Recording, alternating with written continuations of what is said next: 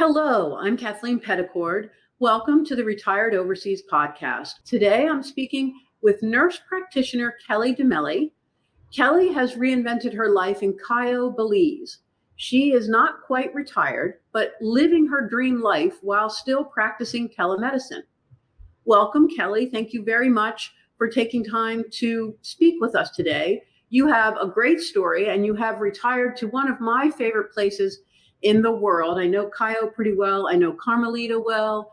We've been friends with Phil Hahn, the developer behind Carmelita, for about 25 years or more. So I'm very excited to hear from a full-time resident of Carmelita now that it is really, we've watched it since it was just an idea in Phil's imagination, and now that it is coming of age. But before we get to all of that and talk about how your life there in Carmelita, in Cayo, I'm wondering if we can take a step back and help everyone understand or let everyone know, when did this idea first occur to you? When did you first have the thought, I'm going to retire outside the United States? I guess, it was pretty sudden, honestly. I'd probably say like maybe 2021, 22, when I was down in Fort Myers taking care of my father-in-law when he broke his leg. I had a lot of years to retire. I was only like maybe 58, 57 at the time, but I just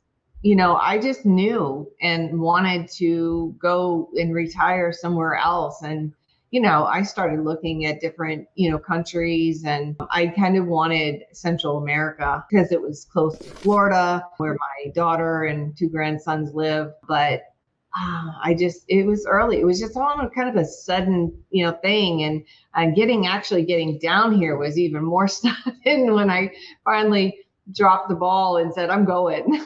So one of the big questions has to do with residency. Whether you want to be able to stay in your new home country full time, or if you're okay, if you intend to come and go, or maybe only relocate, retire part time. But if you want to be there full time without any worry about overstaying your tourist visa, etc., then you need to choose a residency program. And in Belize, there are a couple of options. So can you tell us about how you processed all of that and what you decided to do in the end for your residency?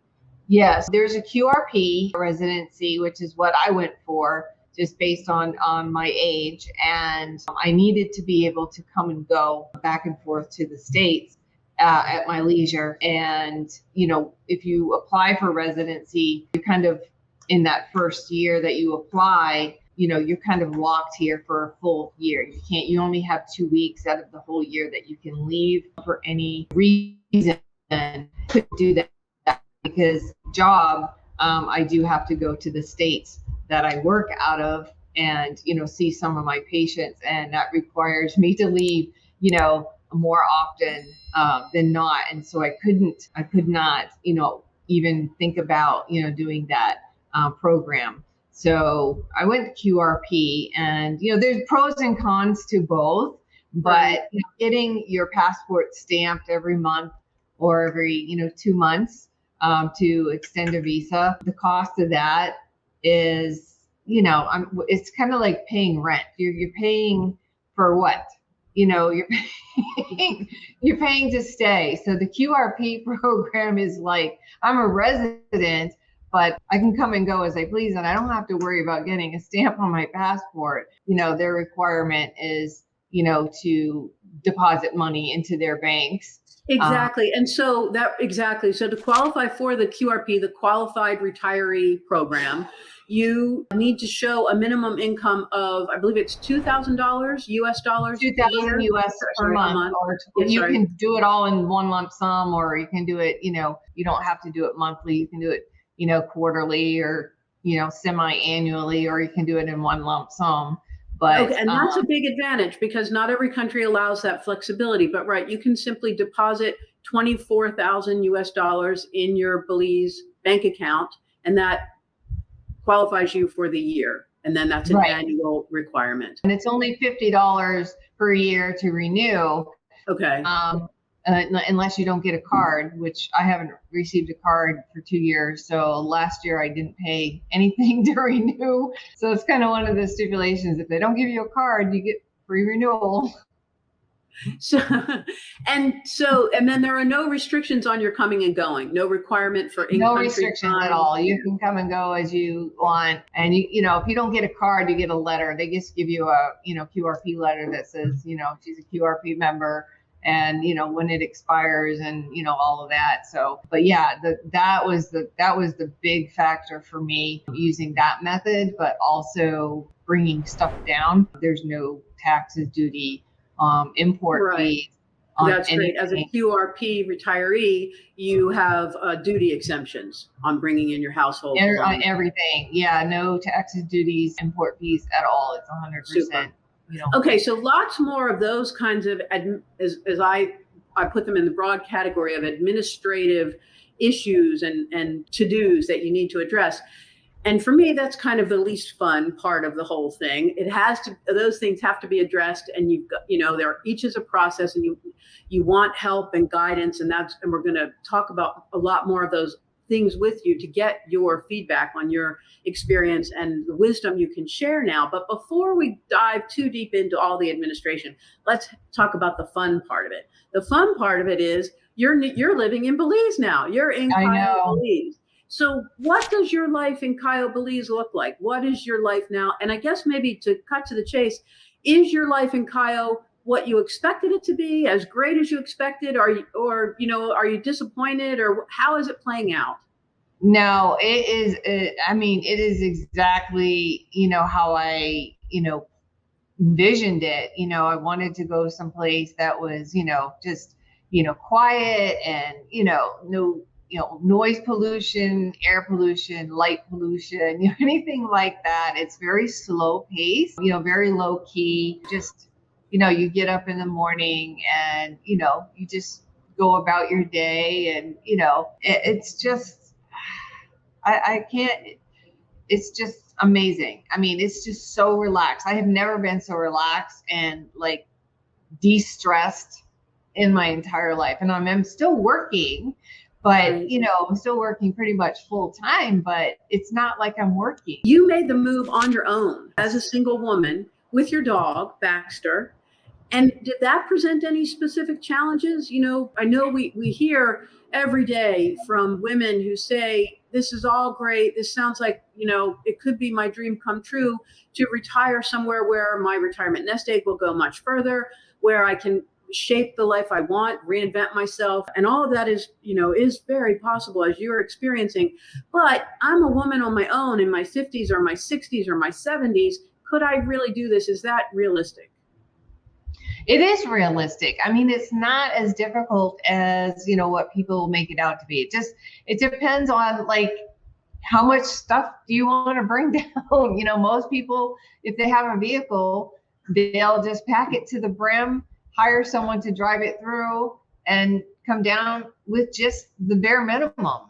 And just start over. They'll build, a small cottage or bungalow, something small. They downsize because obviously, and that's what I did. My house seems big, but it's a lot more outdoor space because the way they do square footage here is they include outside space. So right, no, exactly. Well, were you nervous as a woman on your own? Were you scared to make this move on your own? I really wasn't. I just knew in my head that this is what I wanted to do, and I just went for it. And it was just like, I did my research. I did, lots and lots of research before I ultimately, made the final decision. But, I had everything, all my ducks in a row. It was just like, I knew I was going to make the move. I hired a consultant, Belizean consultant, who helped me through the whole process and from start to finish, and step by step, this is what you need, blah, blah, blah. And I got all those documents to her. So, I had a bank account ready for me when I got here. I had a cottage to rent when I got here. I purchased a container, 20-foot container in the States, with packed it with everything that I was going to need.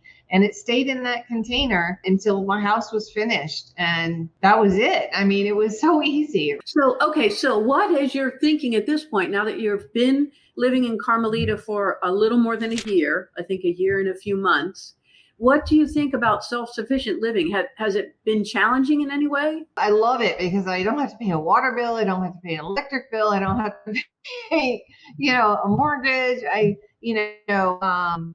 The downside is that if it rains for more than, a couple days, you're going to run out of solar. So you're going to run out of solar power at some point. Some people have generators. I chose not to buy a big generator. But I did buy a small portable battery backup. It's used, a lot of people will use it for camping and stuff, but. Has the internet been able to support your virtual working? Yes, it has not been a problem at all. The elevation of my house is a big, big factor because I'm up high and I don't have any obstacles in my way of the towers. So I have, no issues unless the internet service, power happens to go down, then it is a problem. But they have, several internet providers down here. So you're not limited, like I said, I've had no, issues. Every once in a while, the internet will act up and I'll be like, and I'll chat the patient. I'm like, I'm having internet problems. I have to reboot. Give me a minute. I'll be right there. Right. So you mentioned that one of the pluses you found of living this lifestyle is, you have no electric bill, you have no water bill, for example. So I'm wondering, what is your budget for living there in Carmelita? I think that you moved for a more affordable cost of living, as so many retirees are looking to do right now. And so how are you finding that playing out? Is your cost of living reduced from what it was in Tampa? Oh, big time. I would probably say with food and, stuff that I might want from Amazon or something like that. But you can live so comfortably on like $1,500 US a month. Easy. And maybe even less because, 1,500 US is 3,000 Belize. So I don't think I even spend that. I think maybe the most I spend is maybe less than 1,000 a month, Belize. Okay, great. So who do you think would be a good candidate to make a move to Belize and maybe specifically to Carmelita? But first, retiring overseas isn't for everyone. You need an open mind. You need a good sense of humor. You need to be very self-reliant, a positive attitude. And then beyond that, of course, every country isn't for everyone. Belize is very quirky. I'm a big fan of Belize. It's one of my favorite places, but it wouldn't be for everyone. Not everyone is looking to live that simple of a lifestyle, that kind of back to basics lifestyle that I think Belize offers. So who do you think is a good candidate for someone to choose Belize? Think we're seeing a lot more younger people, because they're coming down because they can work remote, and so, right. But I think that, a good candidate would be one that is just, wanting to just get away from the craziness of, traffic and noise and all of that. And, live a simpler life, live a quieter, more simpler life. I mean, you can still have your toys or, your things that you're used to in the States. It's just, you don't bring as much, you just, really downsize, and it's just more of a simpler, back to the older days, where you grow your own food and, you gather together, for Thanksgiving dinner, the whole community gets together, makes, a dish, and we all share. And, it's those are the type of people, that are just ready to get away and just live a much quieter, simpler life. Okay, that's a great way to frame the experience of Belize, and I would agree completely. Belize really has so much to offer in today's world, maybe more than ever. This opportunity for escaping from the chaos of our time, as I think it might seem to a lot of people. So you went from initial idea and research to new life in a very, very short time frame, in the course of 3 years or less. Very short. Yeah, very short. It was probably maybe a year that wow. I okay. start from the. Well, congratulations. And I'm very glad to see and hear you have no regrets. You have built a beautiful, wonderful new life for yourself. So again, congratulations. Thank you for sharing your story. I'm sure everyone enjoyed it. We're out of time now, so we're going to wrap up. Kelly, thank you so much again for your time. Thank you, everyone, for listening in and for participating today. I will be back again next month with another guest to share another real life story of someone who has reinvented their life and is retired overseas. Until then, take care, and thank you, everyone.